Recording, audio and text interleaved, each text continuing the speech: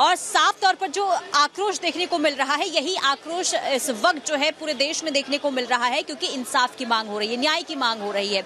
लेकिन आज देखिए सुप्रीम कोर्ट में सुनवाई हुई, सुनवाई खत्म हो चुकी है। डॉक्टरों से जरा बातचीत कर लेते हैं, क्योंकि वो सुनवाई को जो है बड़ी गहनता से सुन रहे थे। उनसे जान लेते हैं कि जो कुछ कहा गया है उस पर उनकी क्या प्रतिक्रिया है, क्या कहेंगे। हाँ। और जो रेजिडेंट डॉक्टर्स हैं उन्हें ये कहा गया है कि आप काम पर लौट जाएं। हाँ। लेकिन हम लोग काम पर नहीं लौटना चाहते। हम लोग का भी मीटिंग चल रहा है आपस में, अपने कॉलेज में और बाकी के कॉलेजेस के साथ भी। हम लोग चाहते हैं जब तक जो जुर्म किया है वो जब तक पकड़ा ना जाए तब तक हम लोग शुरू नहीं करेंगे। जो रेसिडेंट डॉक्टर्स हैं वो भी नहीं चाहते कि वो अपने काम पे लौट जाए। आपकी सुरक्षा को लेकर सुप्रीम कोर्ट की तरफ से कहा गया है कि प्राथमिकता है, राष्ट्रीय प्राथमिकता है, वो सुनिश्चित होगी, सुरक्षा सुनिश्चित होगी, फिर काम पे सुरक्षा आ जाएगी। कल रहेगी कि नहीं इसका गारंटी कौन लेगा, है ना। कल फिर से दोबारा ऐसा हो सकता है और दोबारा किसी के साथ अगर होगा तो दोबारा हम लोग सिक्योरिटी का बात करेंगे। जो लोग क्रिमिनल है उनके बारे में कोई बात नहीं करेगा, उनको पकड़ने के लिए कोई कदम नहीं उठाएगा। तो हम लोग का प्राइमरी वही है कि उसको पकड़ा जाए, उसको सबसे ज्यादा से ज्यादा सबक मिले, ठीक है। ये तो सेकेंडरी आता है कि सिक्योरिटी एंड ऑल ये सब तो होना ही चाहिए, होगा, ये सेकेंडरी है, सबको पता है कि होना चाहिए। लेकिन जो अभी भी सरेआम घूम रहे, ठीक है, हम लोग को सोच के डर लगता है। हमारे जो फीमेल स्टूडेंट्स है या फिर बैचमेट्स है उनके बारे में हम लोग को सोच के डर लगता है। वो लोग घर से आ नहीं सकते डर के मारे, तो उनके बारे में सोच के हम लोग सोचे कि नहीं, हम लोग काम पे नहीं लौटेंगे, हम लोग प्रोटेस्ट जारी रखेंगे जब तक जो अभी तक खुलेआम घूम रहे हैं उनको पकड़ा जाए। तो जो आरोपी है उसे पकड़ा जाए, ये मांग। सुप्रीम कोर्ट की टिप्पणी आप लोगों ने सुनी, क्या कहेंगे। जो टिप्पणी की गई है, जो बातें कही गई है, क्या उससे संतुष्ट हैं और काम पर लौटने के लिए कहा गया है, क्या लौटेंगे। नहीं, देखिए, जो हम एक्सपेक्ट कर रहे थे सीबीआई से, उतना के सामने तो नहीं मिला। पता नहीं क्या कोर्ट में उन्होंने जो खाम में दिया है वो क्या होगा एनवलप में, वो तो पता नहीं। लेकिन हाँ, हम जस्टिस के लिए अभी तो लड़ेंगे। और जो सीजोर के बारे में उन्होंने कहा, तो स्पेसिफिकली जो एम्स के जो डॉक्टर्स को वो धमकी दे रहे थे कि अगर वो नहीं ज्वाइन करेंगे वो एक्शन लेंगे।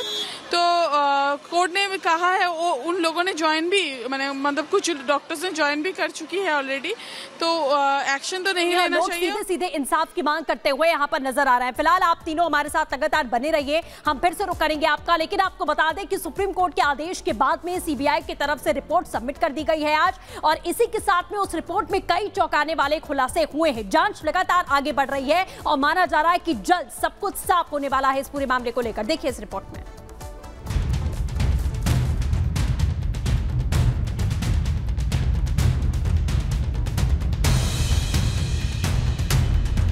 कोलकाता रेप मर्डर कांड का सच निकालने के लिए सीबीआई की टीम ने इस घटना से जुड़े सभी संदिग्धों की पहचान कर ली है। सूत्रों का दावा है कि अब सीबीआई इन्हीं संदिग्धों के आसपास अपनी जांच को समेटने वाली है। सीबीआई इन्हीं किरदारों के बयान के आधार पर वारदात की कड़ियां जोड़ने जा रही है। बताया जा रहा है कि सुप्रीम कोर्ट में दाखिल रिपोर्ट में सीबीआई ने वारदात से जुड़े किरदारों का जिक्र किया है। सीबीआई की लिस्ट में करीब 25 किरदारों के नाम का जिक्र है। इन किरदारों से पूछताछ के आधार पर जांच की दिशा तय होगी। इस लिस्ट में डॉक्टर, मेडिकल स्टाफ से लेकर परिवार तक का नाम है। देखिए, कोर्ट के पास कई एंगल हैं देखने के। पहली दो बात जिसमें उसने जवाब मांगा था कि सीबीआई की जांच किस दिशा में जा रही है, सीबीआई कौन से आखिर आगे क्या क्या कर रही है। दूसरी, जो 7000 लोग घुसे थे उस 14-15 की रात में और उस हॉस्पिटल में जिन्होंने एविडेंस को नष्ट किया, उन पर राज्य सरकार ने क्या कार्रवाई की। ये दोनों रिपोर्ट सीलबंद रिपोर्ट है। कहाँ डायरेक्शन देने की जरूरत है, क्या सीबीआई जांच सही दिशा में जा रही है कि नहीं, सीबीआई आगे किससे पूछताछ करेगी, ये वो सब सीक्रेट वो सीलबंद लिफाफे में है। 9 अगस्त को हुई इस दर्दनाक वारदात की जांच पहले कोलकाता पुलिस कर रही थी, लेकिन कोलकाता पुलिस की जांच पर ना तो पीड़ित परिवार को भरोसा था, ना ही प्रदर्शन कर रहे डॉक्टर को।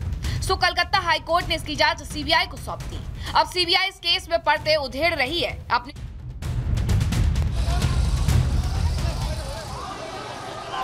तो तस्वीरें दिखा रहे हैं आपको हम कलकत्ता की सड़कों पर, जहां पे देख रहे हैं आप कि जो रूपा गांधी से लेकर तमाम जो नेता है बंगाल बीजेपी की, उनसे बात करने की कोशिश करेंगे हम और बताने की कोशिश करेंगे कि ये किस तरीके से अब ये मामला आगे बढ़ने वाला है। रूपा जी, जिस तरीके से आप लोग आगे बढ़ रही हैं, बहुत लंबा चल चुकी हैं आप लोग, मैं तब से देख रही हूँ। आज का मुद्दा, आज की मांग सुप्रीम कोर्ट की सुनवाई के साथ क्या बदल जाएगी, या लग रहा है आपको कि अब न्याय मिल पाएगा बंगाल की बिटिया को? सुप्रीम कोर्ट की बात आज पूरे देश भर में जनता के कान में गूंजेगी। और देश भर में लोग इस घटना का बहुत दुख के साथ ये घटना के लिए शोक पालन करेंगे। पाएगा न्याय होगा, न्याय जरूर होगा। सुप्रीम कोर्ट ने हिला हवाले की गई, लापरवाही की गई, पोस्टमार्टम में लापरवाही की गई, अंतिम संस्कार जल्दबाजी में कर दिया गया। हाँ, मैं मानती हूँ कि डायरेक्ट एविडेंसेस खत्म हो चुकी है, लेकिन ये एक बहुत बड़ा कॉन्स्पिरेसी का पार्ट है।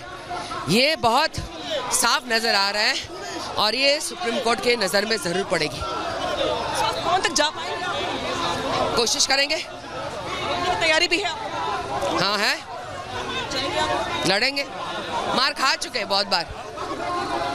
गांगुली है जो लगातार पैदल चल रही है, देख रहे हैं आप, इनके साथ साथ जो तमाम अब नेत्रा पॉल हो चाहे वो पीछे जो तमाम बंगाल बीजेपी के लीडर्स हो सभी आगे आगे चल रहे हैं। सबकी ओर से ये प्रयास है कि स्वास्थ्य भवन तक आगे जाए। हालांकि आगे जो फोर्सेस है उनकी भी तैनाती कर दी गई, स्वास्थ्य भवन से लेकर के स्वास्थ्य भवन के चौराहे तक। यहाँ पे देख रहे हैं आपकी बीच बीच में सिक्योरिटी के जो जवान है आपको दिख रहे होंगे।